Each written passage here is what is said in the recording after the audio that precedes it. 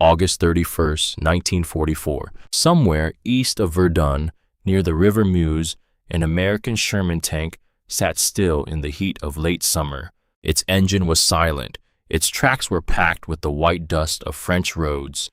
Its crew had crossed more of France in a few weeks than most armies in history had crossed in entire campaigns.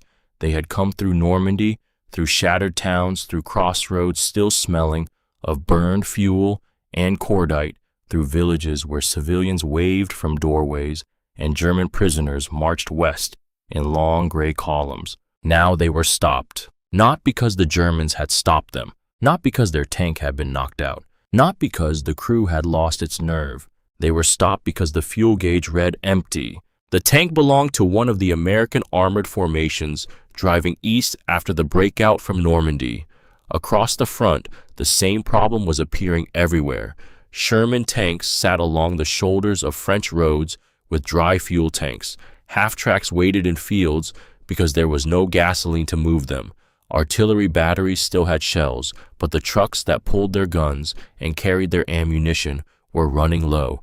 Infantrymen who had spent weeks watching the German army retreat now sat beside the road and asked why the chase had stopped. The answer was not in front of them. The answer was hundreds of miles behind them, on the beaches of Normandy, where the supplies were piled high and where the army no longer had enough transport to bring them forward fast enough. The American army had outrun its own lifeline. This was not supposed to happen so soon. The Allied invasion plan, Operation Overlord, had been one of the most detailed military plans ever written. Its logistical schedules calculated fuel, food, ammunition, spare parts, hospital beds, replacement troops, and transport capacity day by day. It assumed that the Allied armies would advance steadily across France, but it did not assume that the German front would collapse as rapidly as it did after the breakout from Normandy. The plan had expected progress. What it got was victory at a speed that broke the plan. By late August 1944, American and British forces had advanced far beyond many of the timetable assumptions made before D-Day. The German army in France had been badly mauled. Its formations had been battered in Normandy, nearly destroyed in the Falaise pocket, and forced into a desperate retreat toward the German border. To the men at the front, it looked as if one more hard push might carry them into Germany. But armies do not move on courage alone. They move on fuel. They move on tires, spark plugs, replacement engines, rations, artillery shells, maps, radio batteries, blood plasma, and millions of gallons of gasoline. Every tank moving east needed fuel. Every truck carrying that fuel needed fuel of its own. Every mile gained by the front added another mile to the supply route behind it. And by the last days of August, the distance between the beaches and the battlefield had become the greatest enemy the Allies faced. At German headquarters in the West, senior officers understood this problem very well. Field Marshal Walter Model, recently appointed to command German forces in the West, had spent much of the war trying to hold collapsing fronts together. He had fought on the Eastern Front, where supply lines could decide the fate of entire armies. German staff officers had been trained to think in terms of the culminating point of an offensive, the moment when an attacking army could no longer sustain its own advance. Beyond that point, even a victorious army could become vulnerable because its strength at the front no longer matched the demands placed on its rear. To German eyes, the Americans appeared to be approaching that point. The Americans had broken out of Normandy. They had raced across France. They had driven the Germans backward with astonishing speed. But now their fuel was running out. Their supply lines were stretched. Their ports were inadequate. Their railways were broken. Their trucks were wearing down. German commanders had seen this pattern before. Napoleon had learned it in Russia. The German army had learned it on the road to Moscow. Now they believed the Americans were about to learn it in France. That judgment was not foolish. It was a professional military assessment based on centuries of experience. No army could keep advancing forever if the supplies did not follow. A tank without gasoline was just a steel box. A division without ammunition was only a crowd of tired men. A pursuit that could not be supplied would stop, and if it stopped, the Germans would have time to recover. That was the hope in German headquarters in the last days of August 1944. The Americans had gone too far, too fast. The Germans believed the Allied advance would exhaust itself. They were partly right, and then they were proven wrong in a way they did not expect. The crisis had begun with victory. In late July 1944, General Omar Bradley's 1st U.S. Army launched Operation Cobra. For weeks after D-Day, American forces had been trapped in the brutal hedgerow country of Normandy. The terrain favored defense. German units fought from sunken lanes, fields bordered by thick hedges, and villages turned into strong points. Every road junction had to be taken. Every field could hide an anti-tank gun. Progress was slow and expensive. Cobra was meant to break that deadlock. On July 25th, after a massive aerial bombardment south of St. Lo, American infantry and armor punched through the German line. The bombing devastated German positions, especially the Panzer Lehr division, though some bombs also fell short onto American troops. Among the Americans killed was Lieutenant General Leslie McNair, one of the highest-ranking U.S. officers to die in Europe during the war. The cost was terrible, but the effect was decisive. The German front cracked. Once the Americans were through the hedgerows, the war changed shape. What had been a grinding battle of fields and villages became a pursuit across open country. Patton's Third Army, activated in France on August 1st, drove with extraordinary speed. Armored columns bypassed German pockets, crossed rivers, seized towns, and moved so fast that maps became outdated almost as soon as they were printed. The German army in France was not merely retreating. In many sectors, it was disintegrating. But every mile of that pursuit carried a hidden cost. The Allied supply system had been built around Normandy. The beaches were still the main base. Cherbourg, captured in late June, had been badly damaged by the Germans before surrendering and could not immediately handle the enormous tonnage planners had expected. Other major ports were still unavailable. Le Havre remained in German hands until September. Brest would fall later, but it was so badly wrecked that it never became the useful supply port the Allies had hoped for. Antwerp, one of the greatest ports in Europe, would be captured intact on September 4th, but the Scheldt estuary leading to it would remain under German control for weeks, making the port useless to Allied shipping until late November. The railways were no better. Before D-Day, Allied air forces had attacked the French rail network to prevent German reinforcements from reaching Normandy. The plan worked. German reserves were delayed, and Normandy was not reinforced as quickly as the German command wanted. But now, the same destruction that had helped the invasion made it difficult to supply the pursuit. Bridges were down, rail yards were damaged, track was broken, signals were wrecked. French railway workers were doing what they could, but the system could not be restored overnight. That left the roads. Everything had to move by truck. Fuel, ammunition, food, medical supplies, spare parts, replacement equipment. All of it had to be loaded in Normandy and driven forward over roads that grew longer every day. The American army had trucks, more trucks than any army in history had ever possessed. But even the American army had not planned for a pursuit moving this far, this fast, with railways and ports unable to carry the burden. The trucks that should have been making short and medium hauls were forced into exhausting long-distance runs. Drivers were pushed past normal limits, vehicles wore out, tires failed, engines overheated, maintenance schedules collapsed. By late August, the front was in danger of stopping. Patton knew it. Bradley knew it. Eisenhower knew it, and the men responsible for the rear area knew it most of all. One of those men was Lieutenant General John C. H. Lee, commander of the Communications Zone, known as COMZ. Lee's organization controlled much of the rear area supply structure of the American forces in Europe. He was a controversial figure, deeply religious, strict, ambitious, and disliked by many combat commanders. Soldiers mocked his initials JCH by calling him Jesus Christ himself. His headquarters was often criticized as too large, too comfortable, and too far removed from the mud and exhaustion of the front. But Lee also understood logistics. He knew the pursuit would fail unless a new emergency supply system was created immediately. The normal methods were not enough. Rail could not yet carry the load. Ports were not ready. The armies needed fuel now, not in a month. So COMZ officers began building an improvised solution. The solution became known as the Red Ball Express. The name came from American railroad slang. A red ball freight car meant priority cargo.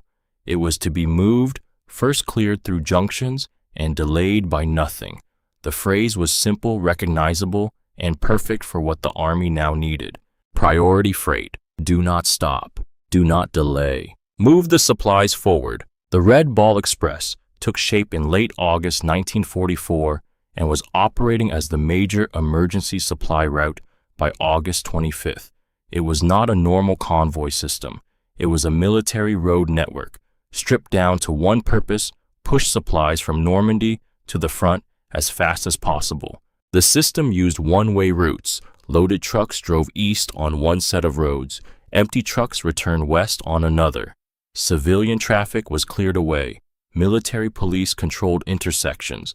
Signs marked the route with red discs. Trucks were ordered to keep moving at steady intervals. The goal was not elegance. The goal was movement. At first, the main route ran from the Normandy supply areas toward Chartres. As the front moved, the route extended farther east. Eventually, Red Ball trucks were running across hundreds of miles of French roads toward forward depots closer to the armies. It became less a convoy than a moving artery, a mechanical bloodstream carrying the fuel and supplies that kept the Allied advance alive. The trucks were mostly the famous 2.5-ton cargo trucks, especially the GMCCCWK, known to soldiers as the Deuce and a Half or the Jimmy. These vehicles became one of the quiet symbols of Allied victory. They were not glamorous. They were not tanks. They were not fighter planes. They did not appear in dramatic battlefield paintings. But without them, the armies could not move. The Deuce and a Half was rugged, simple, and mass-produced. It could carry heavy loads over rough roads, and in practice, it often carried more than its rated load. Drivers loaded the trucks with gasoline cans, ammunition crates, rations, and whatever else the front demanded.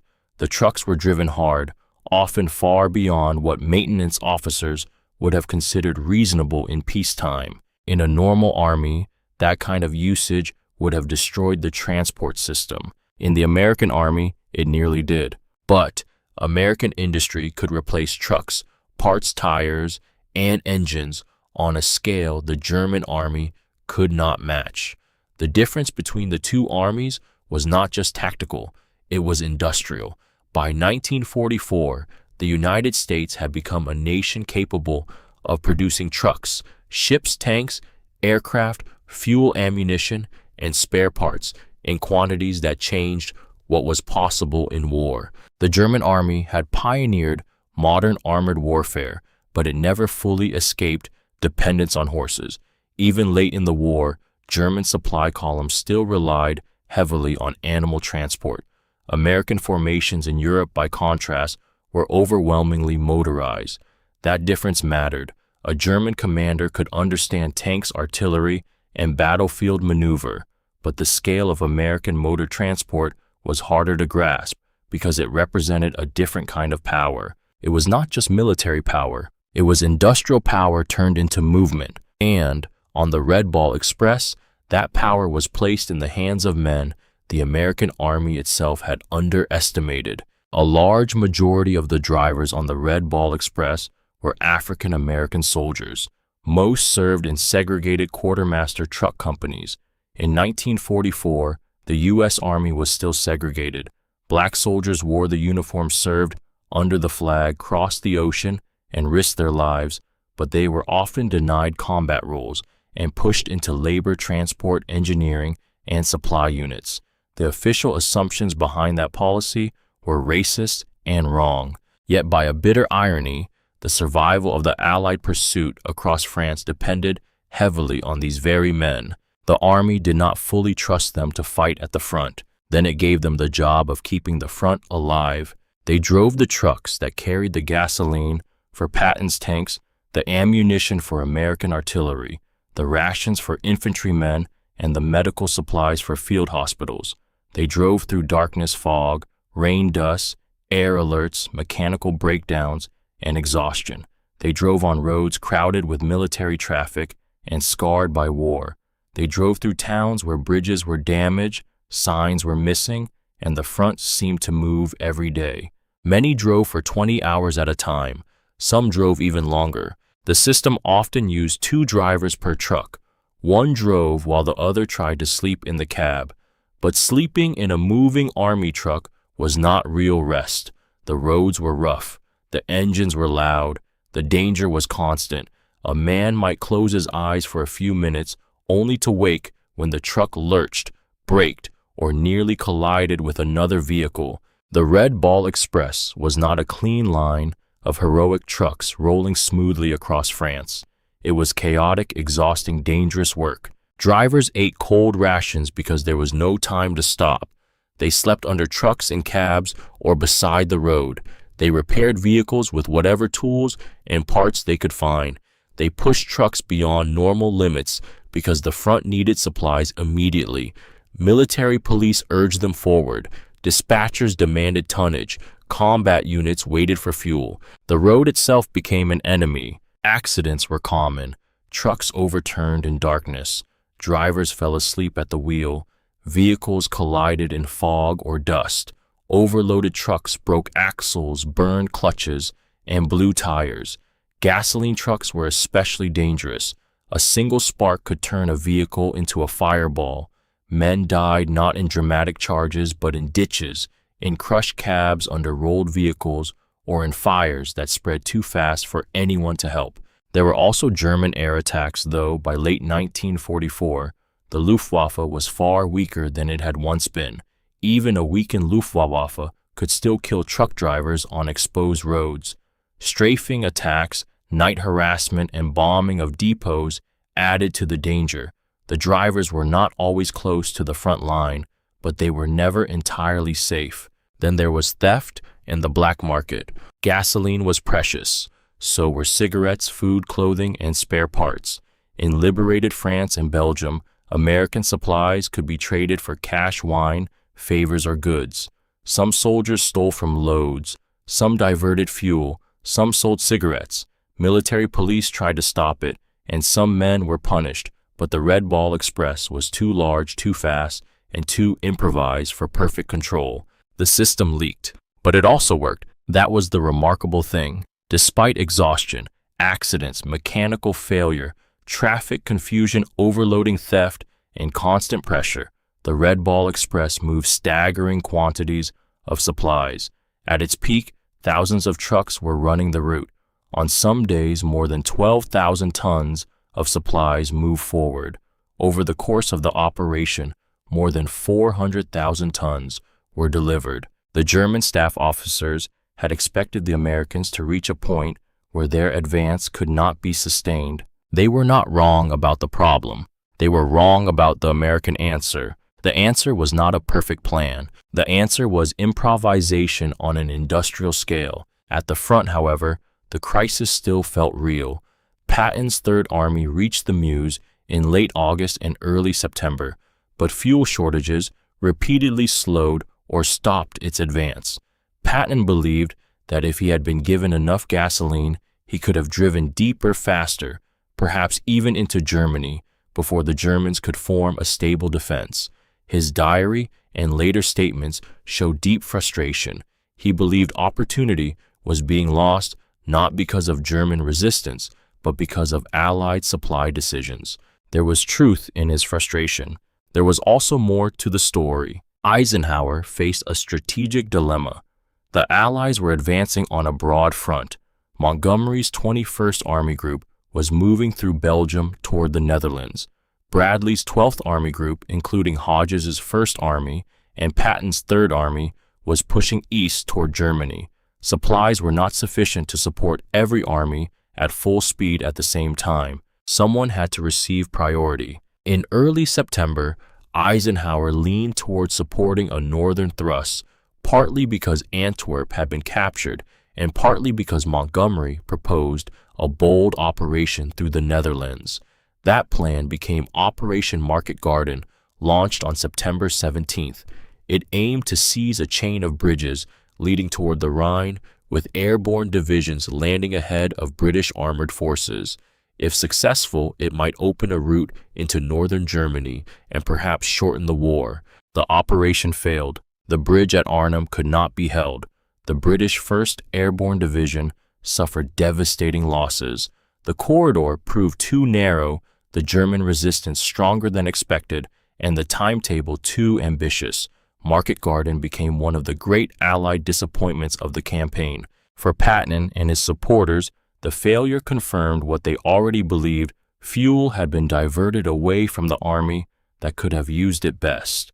In their view, Third Army had been stopped just when it had the chance to break into Germany. But history is rarely that simple. Patton's army was brilliant in pursuit, but it also depended on roads, bridges, fuel, ammunition, and flank security. The German border defenses, including the West Wall or Siegfried Line, still existed. The terrain ahead was more difficult than the roads across central France. German resistance was stiffening. Weather was worsening. Supply lines were still stretched. Even if Patton had received more fuel, it is not certain he could have ended the war in 1944. It is possible. It is not proven. That distinction matters. The Red Ball Express kept the American armies moving, but it could not completely solve every Allied supply problem.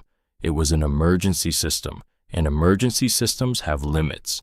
It consumed enormous amounts of fuel simply to move supplies forward. Trucks used gasoline to carry gasoline. The longer the route became, the more costly it was to sustain. Vehicles wore out at alarming rates. Maintenance units struggled to keep them running. Drivers became exhausted. The roads could not carry infinite traffic.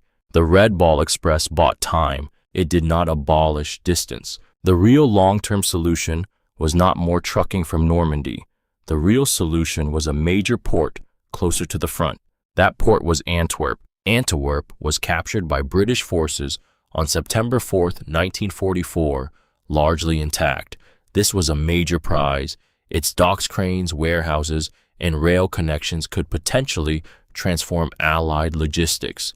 With Antwerp open, supplies would no longer have to travel hundreds of miles from Normandy. They could be unloaded much closer to the front.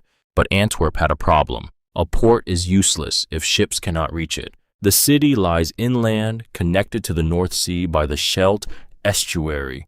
German forces still controlled positions along that waterway. As long as German guns and mines threatened the estuary, Allied cargo ships could not safely enter Antwerp. Capturing the city was not enough. The approaches had to be cleared. That task fell largely to the 1st Canadian Army. The Battle of the Scheldt was one of the hardest and least glamorous campaigns in Northwest Europe. It was fought in miserable terrain, flooded polders, mud canals, dikes, and fortified villages. Canadian, British, and Polish troops fought through German defenses in conditions that turned movement into agony. Amphibious assaults were needed. Dikes were breached. Water flooded the battlefield. Progress was slow and costly.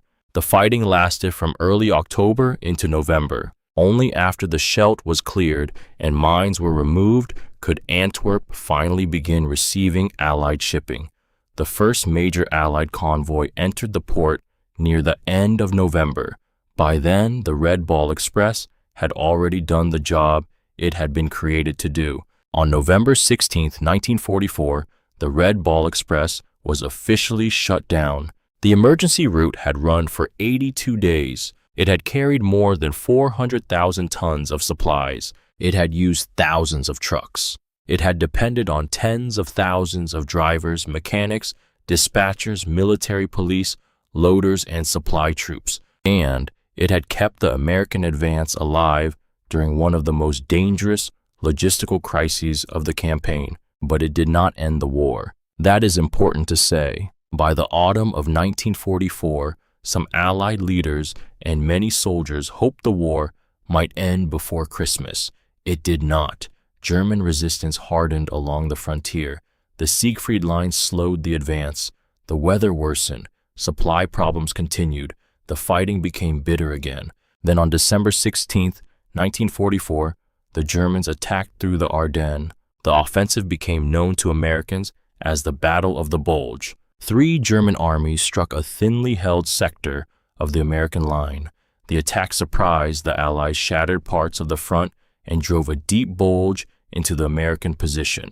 German armored columns pushed westward through forest, snow fog, and confusion.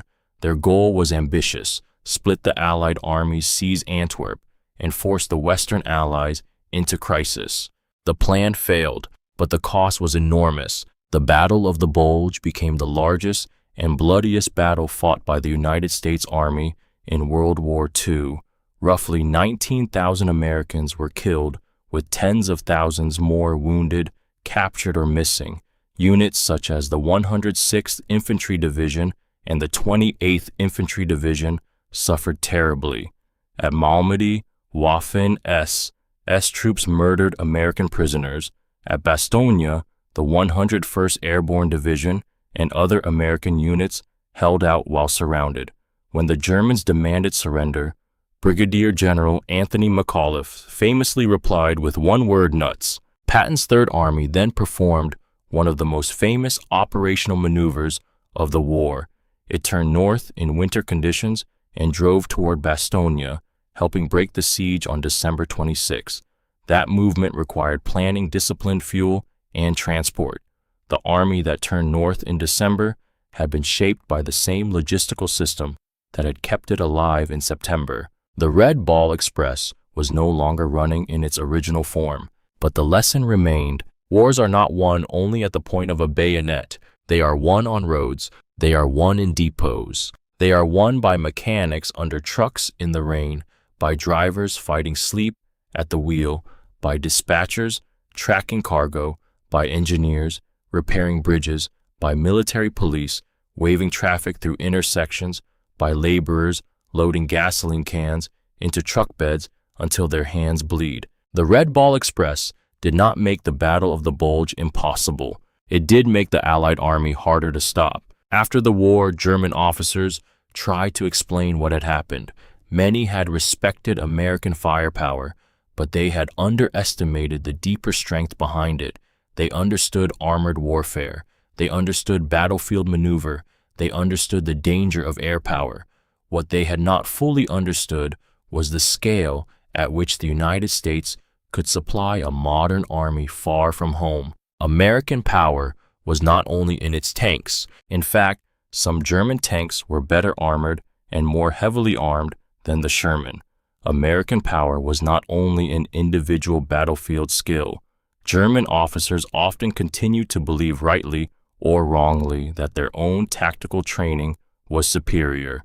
But the Americans could replace losses. They could build trucks by the hundreds of thousands. They could ship fuel across the Atlantic. They could repair ports. They could rebuild railways. They could create emergency road networks in days. They could feed armies, move hospitals, supply artillery, and keep vehicles running over distances that German planners had assumed would break any army. That was the shock, not that the Americans advanced, but that they kept advancing. The Red Ball Express was one of the clearest examples of that difference. It showed that the American army could improvise under pressure and then support that improvisation with industrial depth. Other armies had improvised supply columns before. Other armies had used trucks. What made Red Ball different was scale, urgency, and endurance. It was not elegant. It was not perfectly organized. It wasted fuel. It destroyed vehicles. It exhausted men. It lost cargo. It caused accidents. It depended on drivers who were often treated unjustly by the very army they served. And still it worked. That contradiction is part of the story. The American army in 1944 was powerful, but it was not fair.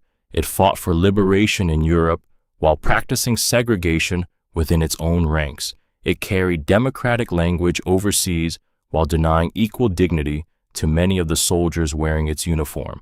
Black soldiers drove through France under the American flag, delivering fuel to white combat units, while knowing that back home, many of them could not vote, freely attend the schools they wanted live, where they wanted, or sit where they wanted on a bus. They knew the hypocrisy. They drove anyway. Some drove because they had been ordered to.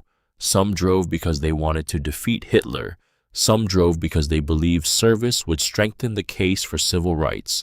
Some drove because pride survives even inside injustice. Their reasons were personal.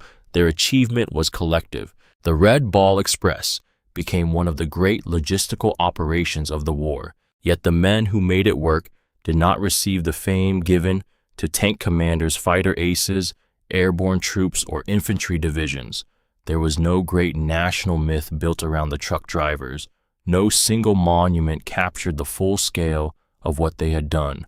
Their work was remembered in official histories, in veterans' accounts, and eventually in books and documentaries, but for many years, it remained a background story. Hollywood made a film called Red Ball Express in 1952. Like many war films of its era, it simplified the story and placed a white fictional officer at the center. Sidney Poitier appeared in a supporting role, but the real historical weight of black drivers was not given the central treatment it deserved. The film preserved the name but not the full truth. The real Red Ball Express was not a story about one heroic captain. It was a story about thousands of exhausted men. It was a story about segregated truck companies carrying the burden of a supposedly modern army. It was a story about how logistics can decide the speed of history. It was a story about the difference between reaching a battlefield and being able to remain there. And it was a story about what happens when an army that seems stopped finds a way to keep moving. By the end of 1944, the Allied advance had slowed. The dream of ending the war by Christmas was gone. The Battle of the Bulge would bring winter death and doubt. But Germany was now fighting a war it could not sustain. Its fuel reserves were shrinking. Its cities were under air attack. Its factories were being bombed. Its armies were retreating in the east and west. The Red Army was approaching from the east. The Western Allies were building strength for the final crossing into Germany. In March 1945, American forces would cross the Rhine. In April, German resistance would collapse. In May, the war in Europe would end. When people imagine that victory, they often picture infantry crossing, rivers tanks rolling through German towns, flags raised over ruins, or prisoners marching with hands raised. But behind every one of those images stood the supply system. Behind the rifle was the ammunition truck. Behind the tank was the fuel convoy. Behind the artillery barrage was the road network. Behind the hospital tent was the medical supply chain. Behind the final advance into Germany were the men who had kept the armies alive when the pursuit across France nearly outran itself. Dwight Eisenhower later listed the 2.5-ton truck among the essential tools of Allied victory. That judgment was not sentimental. It was practical. Eisenhower understood that modern war was not simply a test of battlefield courage. It was a test of movement, production, transport, and organization. The bulldozer mattered. The Jeep mattered. The transport aircraft mattered. And the truck mattered. The truck was not glamorous, but it was everywhere. It carried food, fuel shells, blankets, bridge parts, radio equipment, water cans, male prisoners, and wounded men. It carried the war forward. On the Red Ball Express, those trucks became the difference between a pursuit that died on the road and a pursuit that survived long enough to reach the German frontier. Imagine the route in the autumn of 1944, a road stretching east from Normandy, military police at intersections, red discs painted on signs, doors, and tailgates, convoys moving through darkness with hooded headlights, drivers watching the dim light ahead of them, fighting sleep, gripping the wheel, smelling gasoline and hot oil, the truck bed behind them loaded beyond regulation, the engine straining, the road rough beneath the tires. Somewhere ahead, a tank unit waits for fuel. Somewhere behind, another convoy is already loading. The driver does not know the whole map. He knows the next turn. He knows the truck ahead. He knows that if he stops too long, someone at the front may stop too. That is logistics at human scale. It is easy to speak of 400,000 tons.